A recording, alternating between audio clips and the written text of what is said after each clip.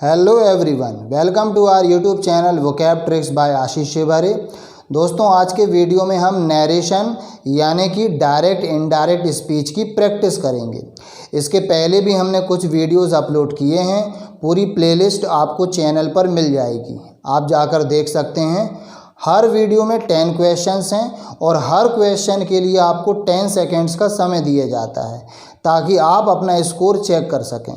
तो आज के वीडियो में भी आपको 10 क्वेश्चंस मिलेंगे जो डायरेक्ट इनडायरेक्ट स्पीच से हैं, और ये MPSI, जेल प्रहरी, SSC जितने भी एग्ज़ाम्स होते हैं सब में आपको काम आने वाला है, ठीक है। और आपको मुझे अपना स्कोर बताना है। कमेंट में जाकर आप मुझे बताएंगे कि इन 10 क्वेश्चंस में से कितने आपके सही गए। आउट ऑफ 10 आपको कितने मार्क्स मिले, ये आप मुझे ज़रूर बताइएगा कमेंट करके, ओके। तो चलिए शुरू करते आज का वीडियो विदाउट वेस्टिंग टाइम। पहला क्वेश्चन यहाँ आपके सामने आ जाएगा स्क्रीन पर। Srinivas said that he was reading a novel. Options हैं Srinivas said he was reading a novel, Srinivas said I am reading a novel, Srinivas said I have been reading a novel, Srinivas said I read a novel. तो your time starts now.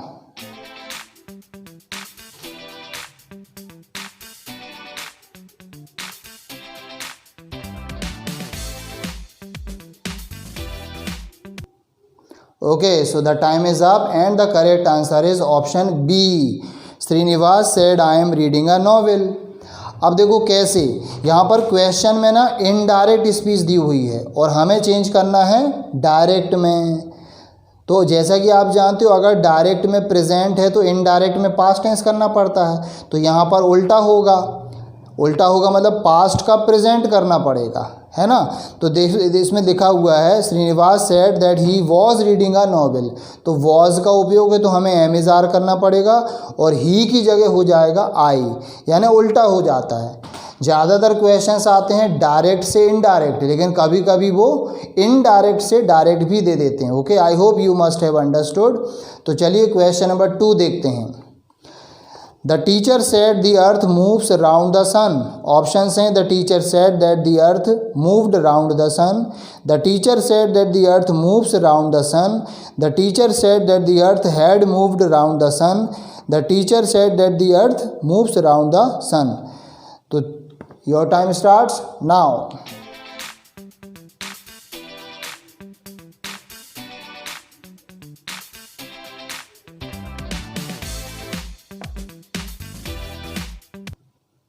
Okay, so the time is up and the correct answer is option B.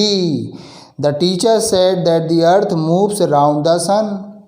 देखो, पृथ्वी सूर्य के चक्कर लगाती है, ये all time truth है, universal truth है।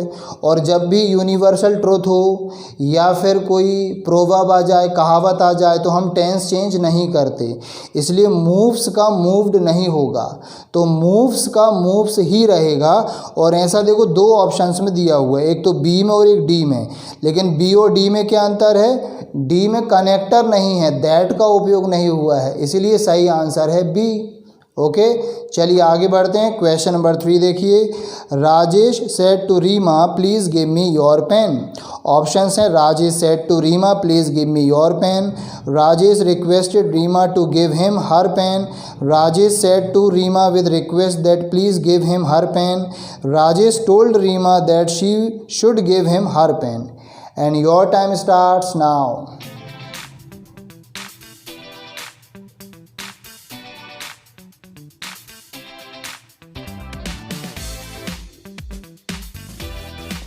Okay, so the time is up and the correct answer is option B. Rajesh requested Reema to give him her pen. देखो यहाँ प्लीज़ का उपयोग हुआ, जब भी प्लीज़ होता है तो हम सेड टू का क्या करते हैं? रिक्वेस्टेड।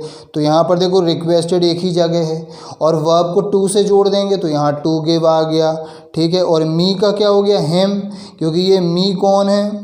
राजेश है, राजेश लड़का है तो ही का हिम हो गया। और पेन किसका है? रीमा का, तो रीमा मतलब हर, तो इसीलिए करेक्ट आंसर है बी, ठीक है। अच्छा, कई बार हमें ऐसा कन्फ्यूज़न भी होता है, जैसे 3 क्वेश्चंस हो गए और लगातार आंसर क्या हो रहा? बी बी बी, तो कई बार हमें एग्ज़ाम में कन्फ्यूज़न हो जाता, कहीं मैं गलत तो नहीं कर रहा, इसमें भी बी, उसमें भी बी, सब में B B B B B. तो कोई चिंता की बात नहीं है, ऐसा हो सकता है, ये एक संयोग होता है। आप इस हिसाब से कभी ना जाएं। ओके, जो करेक्ट आंसर है लगाते जाइए, चाहे ऑप्शन बी है तो सब बी लगाते जाइए। हालांकि ऐसा नहीं होगा, डोंट वरी, कि पूरे 20 क्वेश्चंस हैं तो पूरे बी बी बी बी हो जाएगा, लेकिन कुछ क्वेश्चंस में लगातार एक जैसा आंसर हो सकता है। चलिए क्वेश्चन नंबर 4 देखते हैं। The teacher said come tomorrow fully prepared for your test. और ऑप्शंस हैं, the teacher asked to the students please come tomorrow for your test, the teacher commanded the students in respect of their test, the teacher asked the pupils to come the next day fully prepared for the test, the teacher advised the students please come tomorrow for your test. And your time starts now.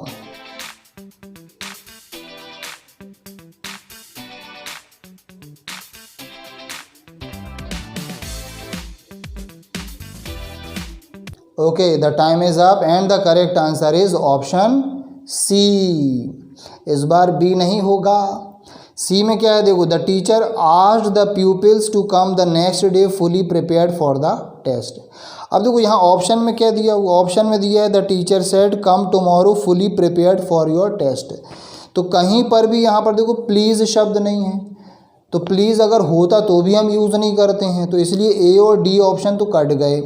फिर देखो B क्यों cut गया, यहाँ पर ना commanded शब्द का उपयोग किया गया है और साथ में इसमें टू से कम को नहीं जोड़ा गया है, तो जैसा सेंटेंस है वैसा हमको जोड़ देना है सीधे सीधे, इसलिए सही आंसर है option C.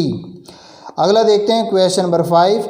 He said where are you going this summer my dear friend. Option हैं, he asked where my dear friend are you going this summer, he informed where are you going this summer my dear friend, he told that where are you going this summer my dear friend, addressing him as my dear friend he asked him where he was going that summer. And your time starts now.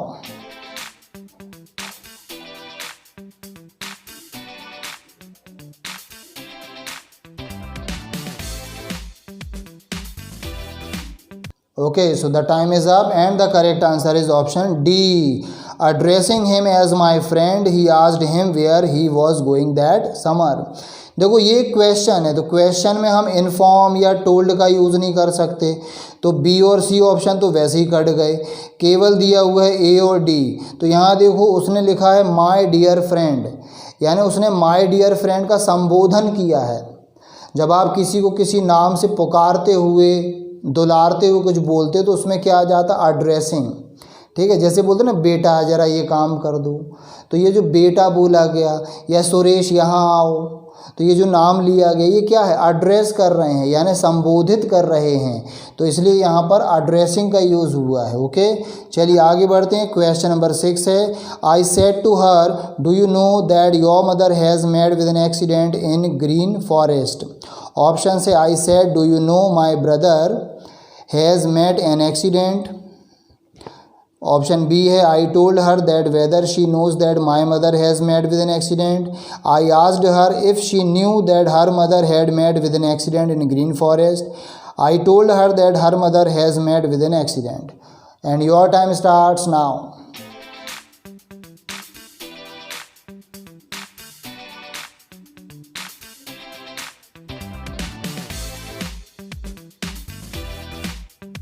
Okay, so the time is up and the correct answer is option C.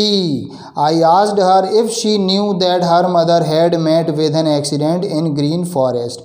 अब जरा गौर करो, यहाँ पर दिया हुआ है I said to her do you know, तो do you know क्या एक क्वेश्चन हो गया, तो हमें यहाँ पर आस्क का यूज़ करना पड़ेगा, और आस्क एक ही जगह है ऑप्शन सी में। साथ ही साथ में आगे लिखा है योर मदर हैज़ मेट, तो हैव हैज़ का क्या होता है, हैड हो जाता है, हैड भी यहाँ पर दिया हुआ है, यानी ऑप्शन सी सही है। बाकी हमको देखने की आवश्यकता नहीं है, और पूरा डिटेल में अगर चेक करना है तो आप पूरा पढ़ के चेक भी कर सकते हो। ओके, चलो क्वेश्चन नंबर देखते हैं 7। He said to me when are you publishing your next novel. Options हैं he requested me that when you are publishing my next novel, he advised me when are you publishing my next novel, he told me when you are publishing your next novel, he inquired of me when I was publishing my next novel. Your time starts now.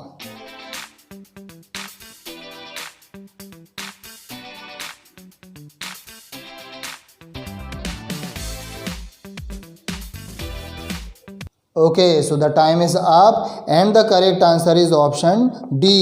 He inquired of me when I was publishing my next novel. देखो बहुत easy है, question में दिया है M का past क्या होता, was were. ठीक, दूसरी बात यहाँ क्वेश्चन की बात हो रही है, तो क्वेश्चन है तो इंक्वायर या फिर आस्क का यूज़ करेंगे, तो इंक्वायर्ड एक ही जगह है, आस्क कहीं नहीं है, तो मिल गया आंसर। आप याद रखो परीक्षा में आपको ना कम से कम समय में अधिक से अधिक प्रश्न करना है। परीक्षा में ये सवाल नहीं होता कि सवाल किससे बन रहा है कि नहीं, सवाल ये होता है कि सवाल समय पर किससे बन रहा है। तो आपको मैं इसी की प्रैक्टिस करा रहा हूँ कि कम से कम समय में आपसे क्वेश्चन बने, ठीक है ना। और अगर आपके पास समय ज़्यादा है परीक्षा में तो आप पूरा एक बार चेक भी कर सकते हो। ओके, चलिए question number 8, he said to me how wonderful is the morning today. Options हैं I told him how wonderful is the morning today, he told me how wonderful is the morning today, he exclaimed with joy that it was a very wonderful morning that day, he asked to me that how wonderful is the morning today. And your time starts now.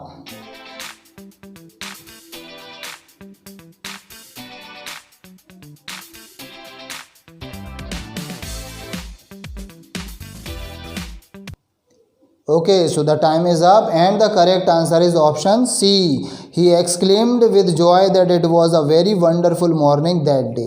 देखिए हमने पिछले video में भी पढ़ा था कि अगर कभी भी हाउ या व्हाट शब्द से कोई आश्चर्य की बात हो रही है, और आश्चर्य की बात आप कैसे पहचानते हो, उसमें एक चिन्ह होता है उल्टा आई, एक्सक्लेमेटरी मार्क कहते हैं इसको, यानी कि विस्मयादि बोधक चिन्ह या फिर इसको आश्चर्य सूचक चिन्ह भी कहते हैं।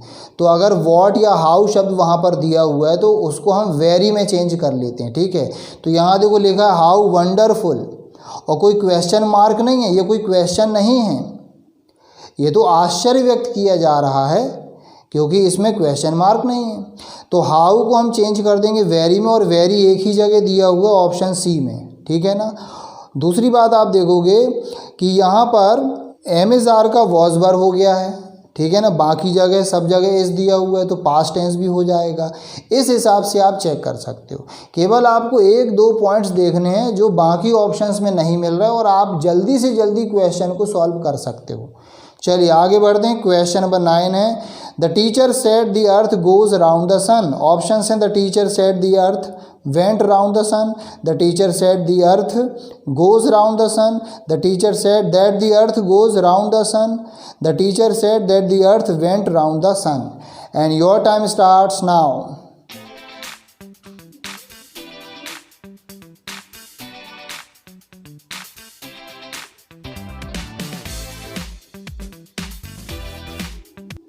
Okay, so the time is up and the correct answer is option C.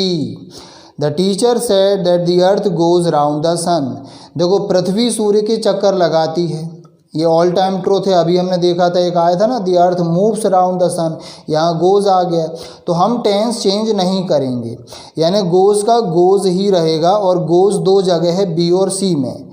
लेकिन बी में क्या हुआ, कनेक्टर नहीं दिया इन्होंने दैट, जैसे इसके पहले भी हुआ था।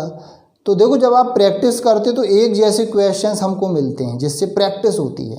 प्रैक्टिस का मतलब क्या है, बार बार उसी काम को करना। ओके, चलिए 10 देखते हैं। क्वेश्चन नंबर 10 आज का लास्ट क्वेश्चन है। Raghu said I am not coming tomorrow. Option हैं Raghu said that he was coming the next day, Raghu said that he was not coming the next day, Raghu said that he was coming tomorrow, Raghu said that he is coming the next day. And your time starts now.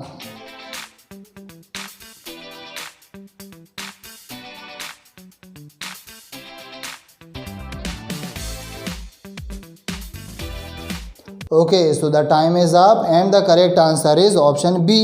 Raghu said that he was not coming the next day. देखो M is are का क्या होता, was ever. Was ever कहाँ दिया, 3 जगह दिया A B C में, लेकिन ऑप्शन ए में नॉट नहीं है तो वो गलत हो गया। और ऑप्शन सी में क्या गड़बड़ है, टुमारो। टुमारो को किस में चेंज करेंगे, द नेक्स्ट डे में, बन गया। ओके, सो आई होप आपको ये वीडियो पसंद आया होगा। यदि वीडियो पसंद आया है तो लाइक करना ना भूलें और अपने दोस्तों से शेयर भी करें। ओके, शेयर करें, हमें सपोर्ट करें। और चैनल पर नए हैं तो सब्सक्राइब कर लीजिए, ठीक है, ये बिल्कुल फ्री है। So let us finish, see you soon.